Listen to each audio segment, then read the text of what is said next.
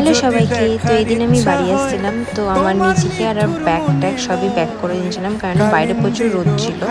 আর বাসেও চেপে পড়েছিলাম একটুখানি সেও ভাত খেয়ে, বিকজ আমার রান্না করার সেরকম কোনো মুড থাকে না। আর এটা হচ্ছে শ্যামবাজার আরজিকর হসপিটালের ওখানে। তো পরিস্থিতি অনুযায়ী ওখানে অনেক পুলিশ, আর এটা ছিল আরজিকর হসপিটালটা। আমি ভিডিও ক্লিপ নিতে পারিনি, আর নিয়েও নি ইচ্ছা করে। দিয়ে আমি বাড়ি চলে এসেছিলাম। ট্রেনে প্রচুর ভিড় ছিল, তাই কোনো ভিডিও শ্যুট করিনি। বাড়ি এসে পরের দিন সকালে মা অফিস গিয়েছিলো, তো আমি একটু নিজেই চা বানিয়ে নিচ্ছিলাম। আর ব্রেকফাস্ট বানিয়ে গেছিলো, তো চা আর ব্রেকফাস্ট আমি খেয়ে নিয়ে চান টান করে এদের কাছে গেছিলাম একটু শান্তির জায়গায়। এদেরকে দুপুরের ভোগটা লাগিয়ে তারপরতেই মা চলে এসেছিলো, অ্যান্ড মায়ের সাথে বসে আমি লাঞ্চটা করে নিলাম।